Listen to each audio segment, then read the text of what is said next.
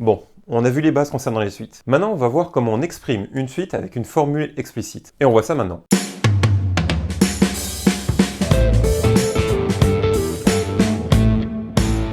Commençons par une définition, comme d'habitude. J'avoue, j'ai un peu la flemme de la lire.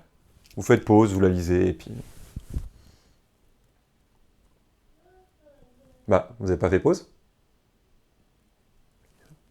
Tu attends que je te l'explique en plus. Bon, bah, j'y vais, hein. Une suite explicite, c'est une suite que l'on exprime en fonction de n. N, je rappelle que c'est l'indice. C'est-à-dire qu'on va pouvoir tout de suite calculer un terme.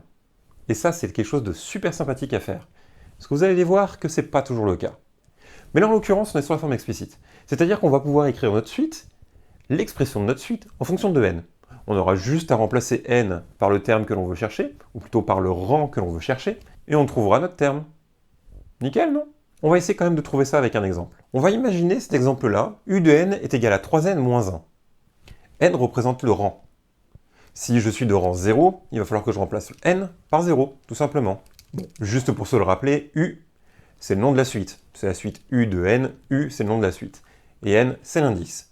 Et comme je vous ai dit, c'est l'indice qui va changer en fonction du rang qu'on va chercher. Mais avant d'essayer quoi que ce soit, on va quand même faire une petite analogie avec les fonctions. Vous vous souvenez des fonctions? C'était f de x égale, là je prends le même exemple, 3x moins 1. On retrouve à peu près les mêmes éléments. Ici, u, c'est le nom de la suite. Ici, f, c'est le nom de la fonction. N, c'est l'indice. X, c'est notre variable. Vous allez voir qu'il y a des similitudes et on va voir un peu plus loin. Les suites, je viens de le dire, ça s'écrit u de n. Et les fonctions, f de x. N, c'est l'indice. C'est ce que l'on va modifier pour essayer de trouver notre terme. Et x, c'est notre variable. U de n, on parle de terme, alors que f de x, on parle d'image. Petite différence, mais ça représente à peu de choses près la même chose aussi. N, lui, il appartient aux entiers naturels, donc 0, 1, 2, 3, 4, 5, 6, 7, 8, et ainsi de suite. Et x, lui, il appartient au réel. Et enfin, et là, une belle petite similitude, un terme d'une suite est défini dans les réels, et je parle bien du terme, alors que l'image d'une fonction, f de x, est bien définie aussi dans les réels. On est à peu près sur le même ordre de choses. Tout va bien. Maintenant qu'on a essayé de faire une comparaison comme ça, une petite analogie comparative entre la suite et la fonction, on va essayer maintenant de faire des calculs là-dessus. Si je reprends mon exemple, j'ai u de n est égal à 3n moins 1. Si je cherche u de 0, il suffit simplement que je remplace mon n par 0. Mon petit n, au départ, c'est un indice, donc il écrit un tout petit peu plus bas. C'est un détail important. Donc u de 0, parce que j'ai remplacé le n par 0, et 3 fois 0, parce que je rappelle que 3n, c'est 3 fois n. Donc quand je remplace n, je remplace par 0. Donc 3 fois 0, moins 1. 3 fois 0 moins 1, ça donne moins 1. Et si je cherche u de 1, pareil, je remplace n par 1. Je fais donc 3 fois 1, moins 1. Concrètement, u de 0, c'est le premier terme de rang 0. u de 1, c'est le deuxième terme de rang 1. Et entre u de 0 et u de 1, je ne peux rien calculer. Dans les entiers naturels, entre 0 et 1, il n'y a rien. Alors que pour f de x, x, il peut prendre n'importe quelle valeur. Il peut prendre 0, il peut prendre moins 1, parce qu'il peut même prendre des nombres négatifs. Il peut prendre 0,5. Puis entre 0 et 1, on peut trouver 0,1. Puis entre 0 et 0,1, on peut prendre 0,01. Puis entre 0,001, on peut trouver 0,004 par exemple. Il y a une infinité de nombres pour la variable x, alors qu'il n'y en a que des nombres limités.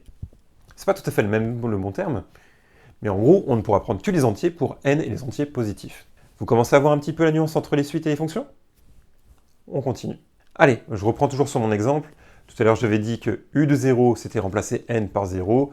Donc u de 0, c'est 3 fois 0 moins 1. Et on a dit que ça faisait moins 1. Je suis trop fort en maths. J'aurais dû faire prof, tiens. Et u de 1? Bah, je remplace n par 1. Dans mon expression, n devient 1. 3 fois 1 moins 1, c'est égal à 2. Oh, je suis vraiment toujours aussi fort en maths, moi. Et on peut calculer ainsi de suite, avec u de 2, qui fait 5, u de 3, qui fait 8, et u de 4, qui fait 11. Et là, il y a un truc qui est très intéressant, c'est que si je veux aller un petit peu plus loin, c'est-à-dire si je ne veux pas calculer u de 5, mais tout de suite u de 23 par exemple, je pourrais faire 3 fois 23 moins 1, ce qui me donnerait 68. Et si j'ai envie d'aller vraiment, mais vraiment très loin, si j'ai envie de faire, je sais pas moi, u de 1000 par exemple, u de 1000, il suffirait de faire 3 fois 1000 moins 1, et j'arrive à 2999. Et ça, c'est pour la forme explicite. Parce que dans la forme explicite, c'est très facile de calculer un terme sans avoir à connaître tous les autres. Il se trouve Et c'est là que ça change par rapport aux fonctions. Que des fois, il faut connaître absolument le terme qu'il y a juste avant pour pouvoir le calculer. Et ça, j'explique dans la prochaine vidéo.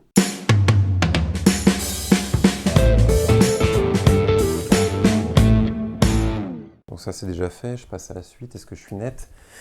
Non, je suis pas net, mais ça, tout le monde le sait. Il y a mon fils à côté qui est en train de faire Toy Story. J'espère qu'il va pas me déranger.